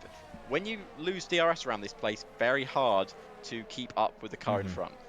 Absolutely, especially as once you're that distance, any slipstream starts to lose its effect. You want to be, within DRS range for both the DRS and the slipstream to work properly. So we'll see what happens. MKL has pulled 2 seconds on Jacob, so MKL definitely looking in a very strong position right now. And indeed, that does look like a push ready for an in-lap as we go around. Stays out another lap. Maybe he's got something left in those tyres that he's ready to push. Jacob follows and doesn't pit as well. Fudge still on the move though. He's going all the way around the outside of RD Gamer. Spectacular move, that one. Jagu goes straight past Jacob. And Jagu past Jacob, but Jacob's struggling here on this set of medium tyres. Again, I don't know if he has any damage from his incident with Matthijs early on in the race. Matthijs, another one making moves as he looked to get past Wilton, who is still running the hard tyre from the start of the race. He'll be looking to set on a set of softs at the end of this Grand Prix. Fudge having to defend from RD Gamer down the back straight just due to the straight line speed of that Williams car. Jagu has pulled the gap 1.8 seconds to our race leader. I think the reason was the race leader was lapping Jagu's teammate, actually, of Thunderfox. Yeah, that would make you lose quite a bit of time as those blue flags are being waved. The top 4 now all past the back marker. And these two Aston Martins here, what are they going to do? One of them has got to commit to the pit stop soon, surely. Yeah, one of them have to pit, one of them will have to stay out. MKL keeps pushing now. Matthias also Jacob pulls it. behind Fudge. Raid pulls into the pit lane. No, Jacob does. Jacob. Yeah, Jacob does. Jacob's into the pits. So Jacob will drop behind these two cars now. Matthias is right on the rear, by the way, of Fudge. Fudge is going to get... Matthias just goes straight past. He got past No. Tudor Master. Oh, yeah. Tudor Master let him through, but I think Matthias will get a straight run now on the Ferrari man, and I don't think it's going to be too difficult for Matthias now. Fudge is on the inside. He's got a Mercedes in front of him. Fudge loses out to Matthias, who is into 7th place. The undercut was successful, but the fresher tyres for Matthias I lot better. don't think switching onto those hard tyres then was the correct decision. I think should have held out a couple more laps. He started on the mediums though, and Jacob onto the softs. You are correct. Jacob will be going to the end on those soft tyres. That is the strategy. I mean, I would have predicted it looks very doable. Those tyres won't have the greatest health at the end of the race, but it's certainly something to watch out for, as this battle for the top step of the podium has died down just a little bit now, but we'll see how long that lasts. As Jacob on those softs absolutely flying, goes straight past Wilton, is up into 11th. MKL. RD Gamer just ahead. MKL does enter the pit lane. Raid decides to stay out for another lap. And Jagu has decided to pit as well. So that's going to be Raid, Igor and Lacton, your top 3. Keep an eye on Matthias, Jacob and Fudge. See where they come out in front of these two. I think Matthias and Fudge easily overtake them. And I think Jacob will follow them through. MKL just coming out of the exit now. Where is actually Jacob? Coming down the pit straight. He is DRS wide open. And I think MKL has got in front of the Aston Martin man, and that is not the undercut success that Jacob was hoping for. He lost a bit too much time to MKL. MKL must have had one hell of an in-lap. But he's got warm tyres. He's dived up the inside. It's a very late lunge from Jacob. He has the warmed up tyres. As you were saying, Mackie, can he force his way around the outside of MKL? This is a battle for provisional P1. And Jacob can't make his way past. It was late, it was brave, it was bold, and he might still have a chance through the DRS zone. Provisional P3 as Matthias and Fudge Muffin are ahead of them. Jacob trying to go around the outside. He's going to wait down the back straight, isn't he? And Sir Jagu straight past Wilton as well, and Raid into the pits. So Raid now does enter the pit lane. Igor and Lacton enters the pit lane as well. So it's just Igor now, the last one to enter the pit lane. Along with Penguin hasn't pit either. So the Alfa Romeo's doing a very interesting strategy. TMC actually yet to enter the pit lane as well. Jacob's going to have a chance here on MKL down the back straight. Will Jacob pull to the inside? He's very quick approaching the corner. Not quick enough though. Where is Ray going to come out? He's going to come out in front of Jagu. Jagu might go clean around his outside. He gets pushed a bit wide. And I think Raid will just get away with that one. Aston only just ahead of the Haas driver. Indeed, that is very, very interesting what's happened here. Because you said the undercut is the be-all, end-all around here. But it looks like a couple of drivers have managed to fight it off, which is... I think the traffic was a real factor. Traffic could definitely have played a factor in that. It looks like we've got Ollie fighting Valid for P9 and really looked to be going for it, but had to back off in the end. As Jacob and MKL getting very close to each other once again, but there's just no move able to be made as of yet. Ollie looked to be trying to go down the inside, but backed out of it immediately, realised it would be too dangerous of a move to try and pull off. And it's going to have to be now who will get the advantage off the main straight. That DRS zone is such a vital thing, as MKL takes the fastest lap of the race. Wilton enters the pit lane, gets off those hard tyres. Jagu. And goes round the outside. Indeed, but Raid's going to have the inside, and they touch. I don't know if they touched, but Raid's losing control of the car, and Jagu quite safely takes that position. I mean, I wouldn't say safely, actually. That could have ended in absolute disaster. Now, the interesting thing obviously we saw those soft tyres go long on Matthias's car, but I wonder if Fudge is in the best position here. He will have the tyres with the most grip at the end of this Grand Prix. The hard, really, this game, not the favourable race tyre because of their lack of grip, and of course how massive their graining phase is in this game. Because of they are the hardest set of tyres, they will have the longest graining phase. That doesn't sound, you might sound to say that sounds stupid, but that is how it works. It doesn't sound stupid. Don't worry. So Fudge is now under pressure from MKL. I wouldn't be surprised. He's had those tyres on for quite some time, and I imagine they're already graining. Igor into the pit, so he's the last of the guys who are leading the race to pit. And look at the extra grip that MKL has on these soft tyres. Matthias will take the lead of the Grand Prix, but MKL will take second place here. Or will he? Fudge will defend back. I think he's got that slipstream from Matthias in front. MKL brakes incredibly late. He was so late on the brakes, he almost went into the back of Matthias. That was very close. That was, he makes the move stick. That was such a confident move to make, and he had to have known that was going to stick as Raid goes past Jagu for 5th position. Those two still fighting over that. And Jacob here, right on the back of Fudge McMuffin. Those hard tyres don't appear to be working for him right now. Yeah, not working at all for him at this moment. Matthias had to lap the back marker. MKL is keeping in this fight for P1. He knows he has the tyre advantage, but he won't have it forever. He'll need to keep up with Matthias for now, and Matthias will need to use those soft tyres on MKL's car and defend as hard as he possibly can around this Spanish Grand Prix circuit. It's been a thrilling Spanish Grand Prix so far. 23 out of 33 laps completed. We are getting toward the closing stages of this Grand Prix. Don't count anyone out of the top 4. I wouldn't count anyone out of the top 6 if I'm honest with you. It is anyone's to play for. MKL at the moment looks to be setting the pace as Ramon retires. And that's it's a full safety car. Wow, now that does change things, as most people have gone past the pits. Who has an option to pit? Ollie pulls into the pits. We know what happened in Australia. Is he going to do it again? Valid also into the pits. Igor just made his pit stop the lap before. He is now going to join the back of the pack. Everyone from P7 upwards didn't make the call to pit because they'd already gone past the pit lane. A lot of people get free stops here, including a lot of guys that say pitted onto the hard tyre that weren't enjoying them. The one I feel the most sorry for at the moment is Fudge, who is stuck on those hard tyres. Absolutely. That safety car was called at a terrible time. For Fudge McMuffin, I reckon if he had the opportunity, he would have 100% gone onto a fresh set of softs, because the softs are very much preferable race tyre right now. Very much indeed. So the sun is shining here at the Circuit de Barcelona, Catalunya, and your race leader is the man who started on pole position, the AlphaTauri driver of Matthias, who still leads here. MKL in second, our World Championship leader, with Fudge in third. He's won podium this season, picked it up in Australia, finished second that day after thing, and everyone's into the pits. Well, now that's changed a lot of things, hasn't it? Soft tyres for everyone? That's very interesting, because I reckon some of those soft tyres would still be fine to race. Raid and Jagu stay out.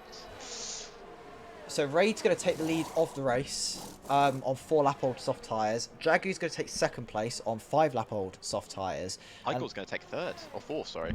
Igor will take fourth here as Laxton takes third, but they're all on used softs. However, Igor, I think, is in quite possibly the best position here.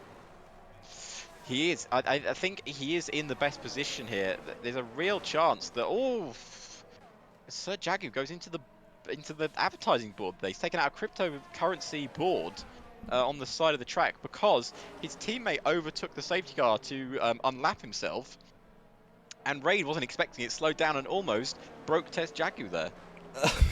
That would not have been ideal. I'm not gonna lie.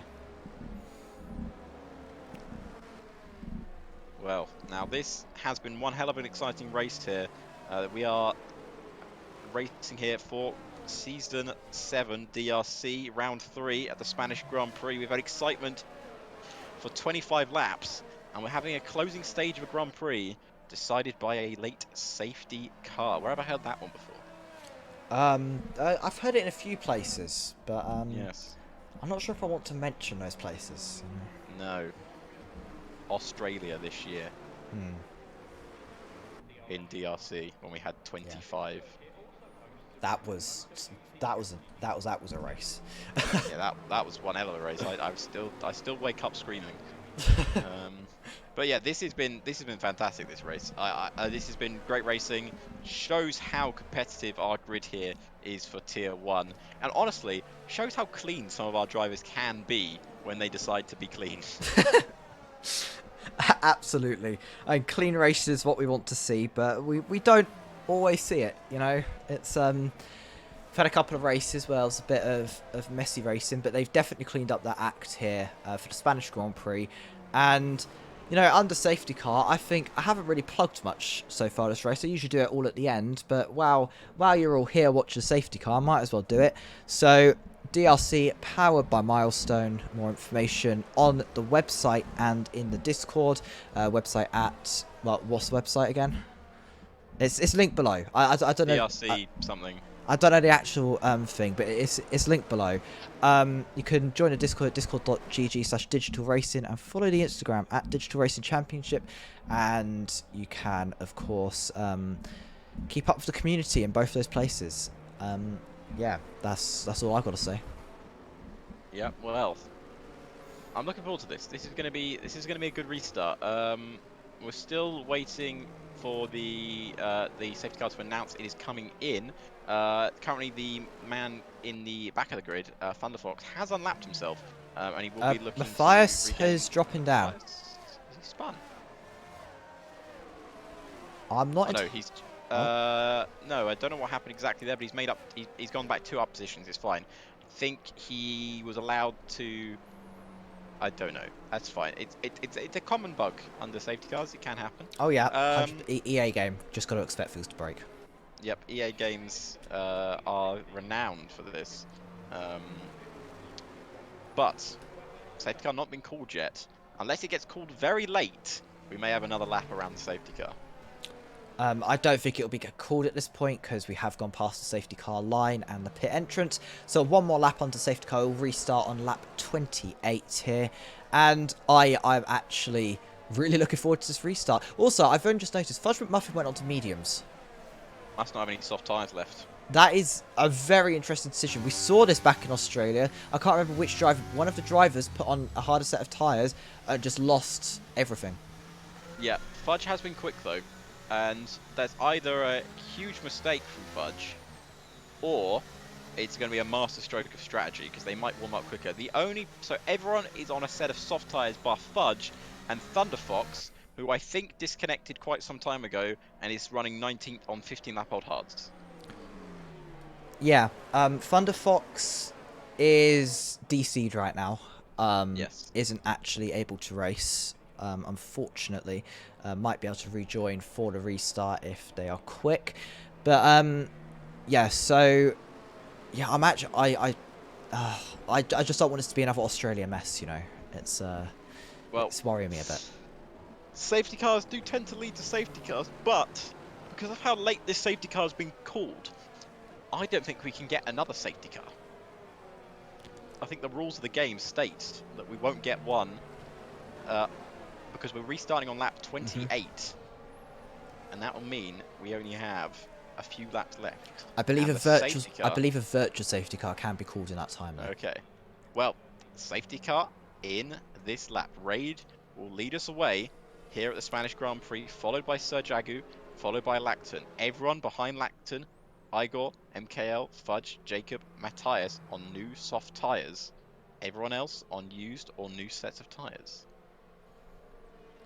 Fudge is on mediums. Well, as we look to restart the Spanish Grand Prix with only a few laps remaining, we'll get DRS towards the end of the race. But where will Raid decide to go? He doesn't want to drag everyone down the pit lane because that is a long old pit straight. Raid waits until the last possible moment to cross the line, and he starts now as they are all very close to each other. MKL does get a decent restart here. So does Fudge, so does Matthias, so does Jacob. Everyone is going down into turn 1. It's 4 wide into the first corner as everyone kept it actually very clean through that first lap. And Igos running in fourth, MKL in fifth, Fudge battling for sixth with Matthias behind, and then comes Jacob and Fawaz and Ali Gamer, who's off in the background, is Tudor Master off towards the back of the grid as Matthias looks to go around the outside of the Ferrari man here. They bang wheels. Matthias can't find a way through, even on those new set of soft tyres. He's fired them up here on the opening lap, but nothing doing at the moment. No, that was a overall very clean restart to a scene. Kimirai has retired, and that's going to be a full course safety car with 5 laps remaining. Where have I seen this before? Oh no, and Kimirai went straight into the wall, and that will be another safety car. It won't be a very long safety car. Splatbeef is missing a front wing. I believe Penguin has a 5-second time penalty for collision. I assume we're not going to see anyone dive into the pits here. Apart from our guys without front wings. Yeah. Maybe Penguin as well to serve his 5-second time penalty. Yeah, no one at the front is even considering the pit lane. They're all just going straight past. They want their track position. Yeah, Sorry, I probably sounded really far away from that. Oh, there is Matthias just went onto the grass for some unknown reason. It's all ties down. It's all happening here in DRC. strategy. Oh yeah, 100%, of course. Right, so lap 29 of 33. We had 25 laps of clean racing, and we've had 2 safety cars in 3 laps. But anyway, again, safety cars do tend to lead to safety cars. But when this safety car restarts, we could have 2-3 laps of racing. It will be lap 31 that we resume, so we'll have 3 laps of racing, which means no DRS. Yeah, no DRS at all. Who will that help? Everyone. Raid, 100%. In the lead. No one behind will have DRS at any point. Honestly, I don't want to say it, but I think Raid's in a very, very good position here. Yeah. Jacob in 8th. I think he'll be very frustrated with how this race has gone. Looked to be in a good position, but obviously certain safety cars and certain pit stops may have put him further back than he would have liked. Yeah, the safety car will not be in this lap because Penguin and Splatbeef only just coming through Sector 2 now. Unless, again, it's called very late, which I have seen on a few occasions this year. But he needs to be called now, which it won't be. So we will have one more lap behind the safety car, going on to lap 30 with a restart scheduled for lap 31. Absolutely. This is going to be a very interesting 3-lap shootout. It's going to be... I just don't want to see Australia all over again. That's my biggest fear right now, is something like Australia is gonna replicate itself. 3 laps to decide not the World Championship, not yet. bit early in the season for that. Bit early in the season. If I can do that in the final race, though, I'll be so happy. If I can do a Crofty last lap moment, can we set that up? I'm sure it can be scripted, right? That's how it yeah, 100%. I'm writing the scripts as we go. Yeah. Okay, cool. So what's going to happen at the end of this race? Then? Oh, that'd be ruining the script. I can't be telling them that. True. Thunderfox come through to win. Yeah, of course. That's written in the script. For sure.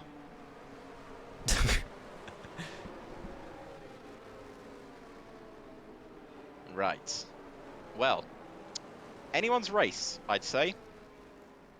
Anyone's race. Because someone will go for a desperate move and it will end badly. Because there's only 3 laps left. And, well, technically, if you want to call it, there's 2 laps left when they cross the line. I know the lap they're doing counts as 1 lap, but come on. Yeah. Let's be honest here. Right. Raid will lead us away once again. Same strategy. Again, I'd say Raid worked quite well the first time you did it. I think it confused quite a lot of people, so I'd do it again, personally. If it confuses everyone else behind you and doesn't confuse you, you're doing something right. Raid will lead us away for the 2nd restart of the Spanish Grand Prix. He will need to get a good launch off the final corner, down the back straight. He does not want to be dragging Serge Jagu, who he's been battling with most of this afternoon, down the main straight. And as we see, coming across the line now, Raid goes now, and people have gone behind, and people are already going. Oh, I think someone thought Raid had gone, but people hadn't actually gone. And Matthias has got a great launch here. He's up into fourth, but I think he's having to drop down because he's got illegal overtakes, and he's forced onto the outside line and into turn one. There's a bit of carnage. There's two wide pretty much everywhere. But the man who's made up the most positions for Waz up into fourth place here. What a restart he's had in the Mercedes. That was perfect timing for Forwaz on the restart, up into fourth. He's got three behind, it's three wide, it's almost four wide, and it's all chaos. Luckily, none of them... Oh, Fudge forced off wide. Oh, Fudge almost loses the car, stays on the track just about as a contact between Aston Martin and Alpine further back. I believe that was Ollie and Jacob. Jacob here probably has lost the most positions, but Raid still in the lead of this race, followed by Jagu and Lacton. Those three have pulled away as a 1.3 second gap as Jacob's losing more. Jacob's had a dreadful restart. Yeah, he locked up his tyres. He almost went straight into the back of Fawaz, who's now back down into sixth. Igor up into fifth. Up into fourth. MKL up into fifth. Raid will now need to make a lot of Matthias spins! Oh, Matthias is round! Oh, there's a few other people around as well. Wilton into the wall with another... Ollie into the wall. Alpine round. Raid, on the other hand, is having a whale of a time up in the lead of the race. Lockton is going to be under pressure here from Igor. Igor looks to pick up another podium here in DRC down the back straight. They're three wide going down the... Oh my god. They're three wide going into turn one. It's going to be... Williams goes around, contact with an Alpine. They're all across the circuit. They're blocking the circuit completely. They're around the outside. There's a Haas trying to get around, but the Alpine blocks it off. And there's a front wing completely lost on the Williams of RD Gamer, I believe that is. Both Alpines out of the points and out of this race, pretty much. Oh, it's been tragic for them. Igor's made up a position. He's up into third, by the way. I don't know what happened to Fawaz. He's fallen down massively. Lacton's up into fifth as well, as those two were fighting. But Igor right on the back of Jagu. Igor has a chance of this race win. He needs to pass Jagu as soon as he possibly can. He can go get Raid, surely. He's got the younger tyres here. Make the move, Igor. You've got to go for it, my son. This is it. This is your moment. Absolutely. And Raid there just trying to build as much of a gap as possible. He's got like 1.5 laps, less than that. He's got just over 1 lap left to go in this race. And NKL here pressuring Igor as we're going to go down the straight here with still no DRS. It's going to be entirely on the slipstream. DRS is enabled, actually. We're going to have 1 DRS activation before the end of this race. We've entered the final lap. It's going to be 3 wide. They're between the 4 of them going into turn 1. MKL. It looks... MKL goes round. The Haas goes round. Haas goes round and takes out MKL with him. Igor makes his way through, and Raid will be smiling in that cockpit because 2 championship rivals has been taken out here. Jacob went from having a terrible day to having, oh, that's quite nice. and Raid is leading at the moment. Fudge back up into 5th, but he's battling with Fawaz, who is now in 6th place. And Igor is a second behind Raid, who is leading, and he has a couple of corners to go to still win the Spanish Grand Prix. Igor not within DRS range. Lockton is, but I don't think he'll have a chance to battle Igor. Raid instantly pulls to the right hand side, but I think he might have just done enough. He's just got to keep it clean through the next sector of the lap. Raid with probably the outside chance of winning this one in terms of that battle at the top 6 to begin with. But now he's got 2 corners to go, and he'll pick up a famous victory here in the Spanish Grand Prix. Raid crosses the line to win the Spanish Grand Prix. Igor comes home in 2nd. Lockton will finish in 3rd, with Jacob just coming home in 4th. Fudge in 5th, with Fawaz in 6th. Penguin in 7th. Splatmeath in 8th. Tuna Master in 9th. And Valid finishes in 10th, with MK on 11th. Both Mercedes knocked out in Q1, finishing in a double points finish here this afternoon. Indeed, and I think you're going to have to conduct the interviews entirely on your own because my throat has just started hurting after all of that shouting. So... Oh, what a final lap there. MKL, from what was a guaranteed podium, possibly a win, falls down to 11th. It's another terrible weekend for him. And Fawaz gets driver of the day. I don't think I can argue with that one. Incredible drive from the Mercedes drive, especially that second restart. Absolutely. That was a mega end to the race. In fact, you know how I said at the start, don't count anyone out? that entirely just proved it. It turned into a little bit of carnage. I will admit. I could imagine some penalties being applied post race. So I will say the results are about to see a provisional. Yes, provisional, I would imagine. But We need to get. your winner there will be Raid for Aston Martin, followed by Igor and Lacton, who we'll get interviews with momentarily. And then fourth was Jacob. Fudge McMuffin came fifth, and then it was Forwaz, Penguin, Splat Beef, Tudor Master, and Valid. Your top 10, all of them scoring points. Fastest lap was MKL, which means there'll be no points scored on that. Matthijs, TMC, Ollie, Thunder Fox, Wilton Wild, Jergu, RD Gamer, Kimi Rai, and Kimi Rai and Roman being your two non-finishers this evening. MGL got fastest lap as well, but will not get any points because you need to score the top 10 Mm-hmm. to get a point for that. I suppose if you wanna really try and pick out a silver lining, none of the Astons scored the fastest lap point. But yeah, terrible weekend for McLaren. On the other hand, Mercedes for Waz from 18th to 6th, he did a one-stop strategy and finished 6th. Splatby finishing in 8th from 16th. Igor from 12th to 2nd and could have easily won that Grand Prix as well. We're just looking to grab some guys for interviews now, and we have Igor and Rain in the cool down room. We're going to bring in Igor first, as he was our second placed finisher. Actually, Lockton's in there first. We'll bring in our third place finisher. Uh, Fucking marathon. Lockton, Yes. Holy wow, shit. third place, my friend. As we had that safety car, and as we were battling towards the end of that race, did you expect to see yourself on the podium? You seemed like you had quite good pace, the Williams, in terms of race pace, but I'm sure that was a surprise for you as well. Yeah. Like the last few laps, the 2 laps, I expected someone to crash in the first corner, as I saw they are battling so hard. So I expect the podium, yes. And my race pace on the mediums weren't so good. I was sticking to Igor, but didn't catch Jakub and the train ahead, leading the train. Yeah, Yeah. so pretty happy with that. Yeah, I can imagine. You yourself, obviously both Williams made it. Well, actually, you made it into Yeah, Q3. You looked very pacey in that session, but obviously so close in that qualifying yeah, session between everyone. It was crazy insane. close. But yeah, you had a decent. You didn't have the best start, but you made your way through the pack. You were running a lot of straight line speed. It seemed down that back straight. Yeah, I got little wings, like Yes. I think I was like 38, 36. So that helped a lot. And obviously, when that safety car came out, was it an instant? I've got to pit for softs here, or did you think, well, actually, no, you didn't pit for softs. You stayed Yeah, out, didn't you? You were the one of the yeah, drivers yeah, that yeah, stayed out. So that was like, yeah. did you think about softs, or did you think my softs are pretty good here? I can keep going. I was hesitating. Let's be honest, I was like 20%, and I didn't know how which I'm gonna box, but decided to not because I saw like the top 5 pitting or top 4. So I gambled it and was worth it because the last safety car, like 4 laps remaining, that was the safety car, and then 2 laps remaining, the restart. So I think I did pretty good call on Yeah, that. no, that was really good. So good race.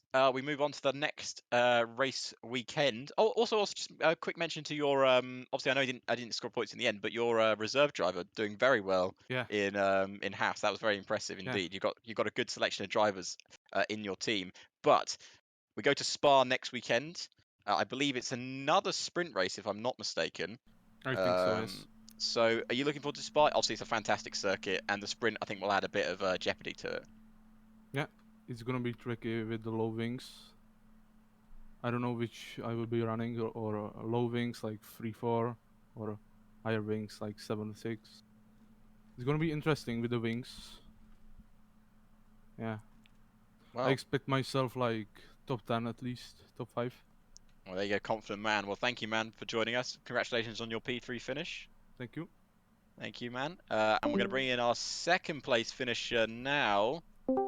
And Igor back on the podium once again in his Alfa Romeo. It was a tragic end to qualifying as he set the exact same lap time as position 11 and missed out by Q3 by about a few thousandths of a second. But from 11th to second, And that safety car was perfectly timed for you, man, and you kept it absolutely clean on that final lap. Oh yeah. Qualifying definitely was not ideal. I think I was up 3/10 before that on the first lap on the downhill, but then I lost the rear, and then downhill from there. Yeah. But race wise, I really didn't expect this one. I was kind of shooting myself because if I stayed out another lap, it would have been really nice. But I always seem to do that. But those last couple laps, that was something else. I gave that everything. Try to keep it as clean, but we were all just hard racing. I think it was fair, so Yeah, that was really good, honestly. So hopefully it put on a good show. oh, it definitely did. It's just one of those things where, you got 7 or 8 cars trying to battle for the same position on track. Stuff like that's gonna happen. I didn't see any majorly wrong with it personally myself, but I enjoy seeing hard racing. So yeah, back on the podium again. You're making a habit of this, Igor. Yeah, And are you looking forward to Spa? always. Spa's always a good race. Yeah, and a Yeah, sprint race as well. zero. Yeah, 0-0 wings. So If you run zero should be zero good. wings, I'll be very impressed. All right, I'll start Especially practicing then. if it's full wet as well. That I've tried it and it works. Well, you're going to be a rocket ship down the back straight. But yeah, well done, Igor. Congratulations Yep. on Thanks, man. your second place finish, and we'll hopefully speak to you again in Spa. Yeah. Look forward to it. See ya. Yeah, thank you, man. And we're Thank going you. to bring in your first place finisher. And he wasn't the leading Aston Martin for a lot of that race, but he was in the battle for the lead because it was about 6 cars battling for the same piece of tarmac. But the safety car worked out for him. He decided not to pit, which I assume was your decision, not the team's decision. And it worked out for the end for you. Congratulations on your victory here in Spain. Yeah, thanks, man. Yeah, I didn't expect it as well, but I guess that we did made the right call. I mean, I didn't have any softs left to pit on that were new or anything or worth pitting for, so it just all came together, and in the end, just luck as well. So, but You got to have a bit yeah, of luck. Q1, I always had a bit of luck. A bit of luck sprinkled in. So you spent most of the race battling the Haas for a lot of it. Yeah. Good battles between you two. Pretty fair, pretty feisty battles. But I didn't see anything majorly wrong with them. I don't know if you've got a different opinion on them, but I think they were pretty good. And obviously that final safety car, perfect restart as well. Completely caught everyone behind you out. And on that final lap where you've got 4 cars slipstreaming you down the back straight, and you see MKL and the Haas collide, are you giving a bit of smile in the cockpit there, knowing that that's pretty much P1 secured? Yeah, after the big DRS and you see it all happen, it's you can have some of the stress go off your shoulders and have a little smile in the car. But yeah, that's amazing race, and I mean the 2 safety car restarts for myself. I found them amazing. Yeah, no, they look I perfect. The second one especially caught they everyone worked out out because perfectly. I think they all thought you'd gone, and then you hadn't actually gone, so people had to slow down massively, and people lost a lot of positions.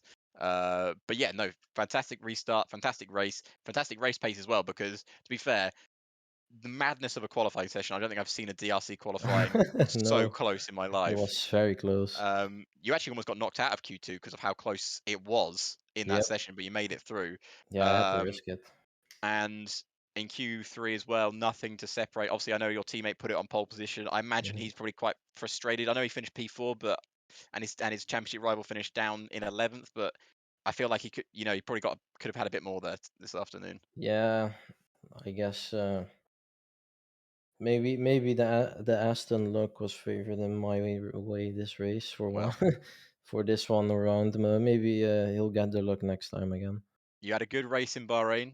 You have an even better race here in Spain, and we go to Spa next weekend. It's another sprint weekend. You going for back-to-back wins here, Raid?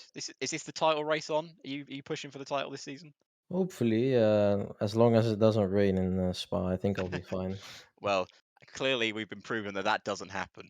But I've been informed by DRC's investigation department that if it does rain, we're not allowed to race in it. It's too dangerous. Okay.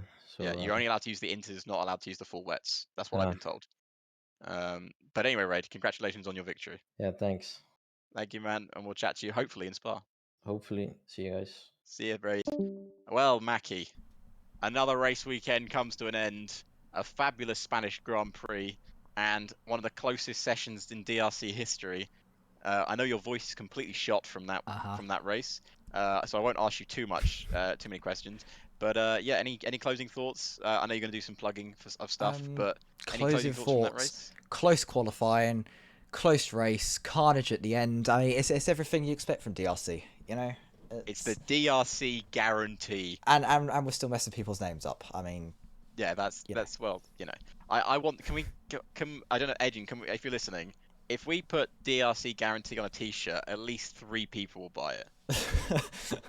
Death will be all 3 of those people. I will buy a DRC guaranteed T-shirt if we make one.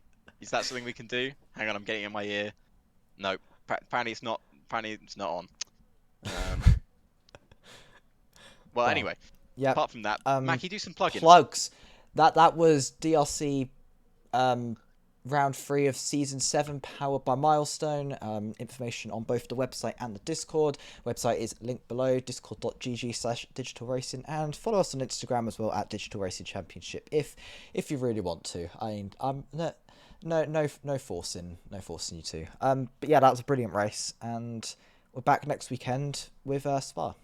Spa, of course, we now have the actual 4-week break in real life for Formula 1, so this is where you want to catch all your racing action. We have more exciting events coming out soon in Assetto Corsa as well. Stay tuned, as you know, some people might know what that is, some people might not. But hopefully you'll stick around, and thank you all very much for joining us, and we'll see you next Sunday at the same time, same place, same channel for round 4 at Spa-Francorchamps.